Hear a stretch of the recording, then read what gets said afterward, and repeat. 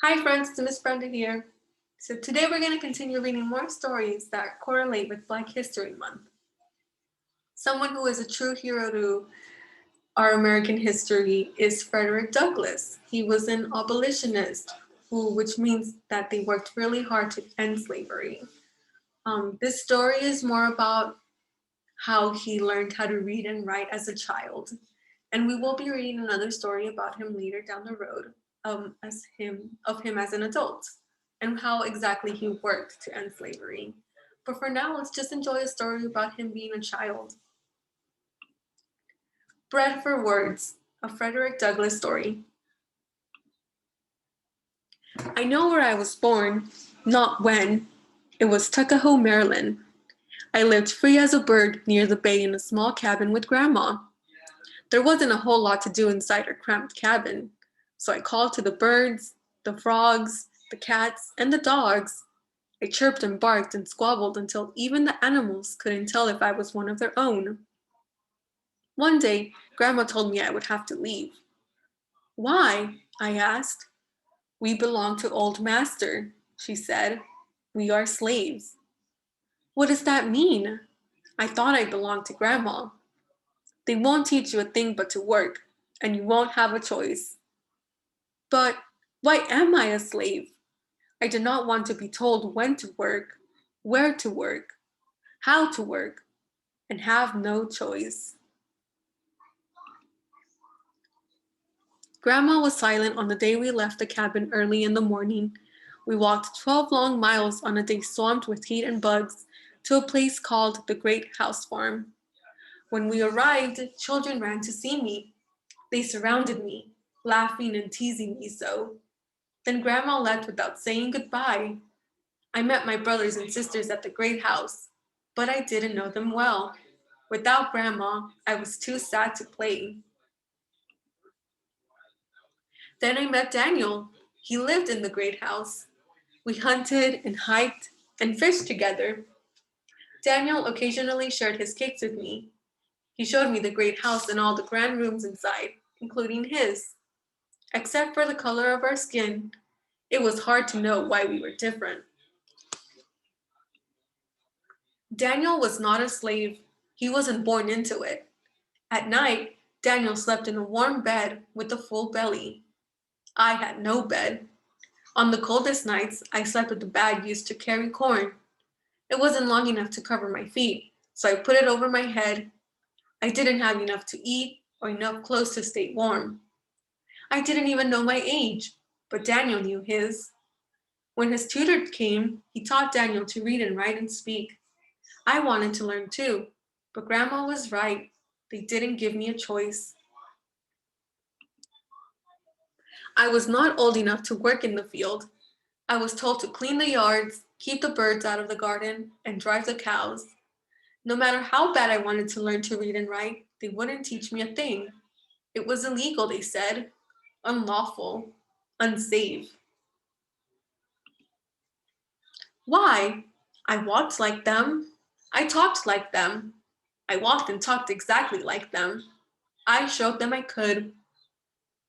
Is that why I was sent to Baltimore, far away from my brothers and sisters?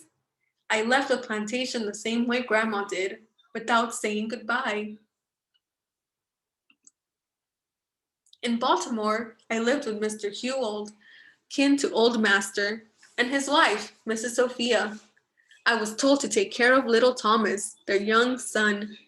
City life was different from plantation life. There was plenty of food for me to eat and warm, clean clothes for me to wear. At night, I now had a good straw bed with covers. Mrs. Sophia was kind at first. She knew as little of slavery as I did.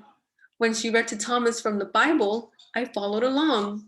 To my surprise, she taught me what no one else would, my ABCs. She taught me how to spell. She taught me how to spell next. I felt proud to know 3 and 4 letter words. She was proud of me too. But when Mr. Auld saw that what I could do, anger caught a hold of him. He should not know nothing but to do as he is told, he said. If you teach Freddie how to read, there would be no keeping him. He forbade Mrs. Sophia from teaching me. From that moment, I understood the pathway from slavery to freedom. If I learned to read, I could loosen the chains of bondage. I couldn't give up, but how would I learn now that I lost my teacher? As Thomas grew older, I was told to carry his books and walk him to school. An idea came to me. I met a lot of hungry boys on the streets. The boys were between 9 and 12 years old. Was I as old as them? I remember how I hated the pinches of hunger in my belly. The next time my hunger was different. This time, my hunger was different from theirs. When I was sent on errands, I always took my book with me, and I took extra bread.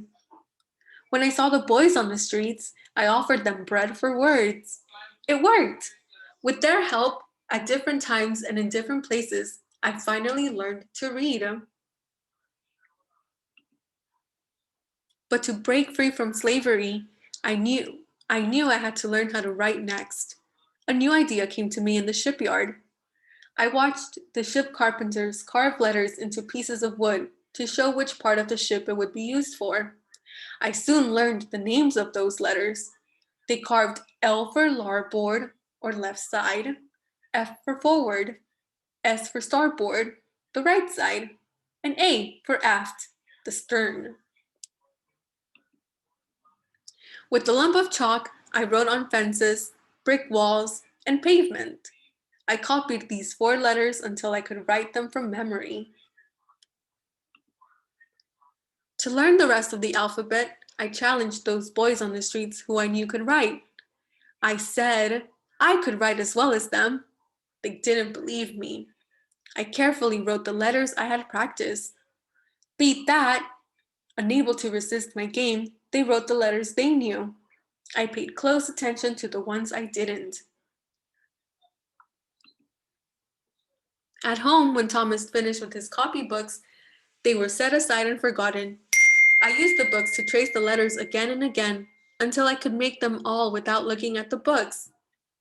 After nearly 7 years, I finally succeeded in learning how to read and write. Mr. Auld was right. There would be no keeping me. My chains had been broken. The end.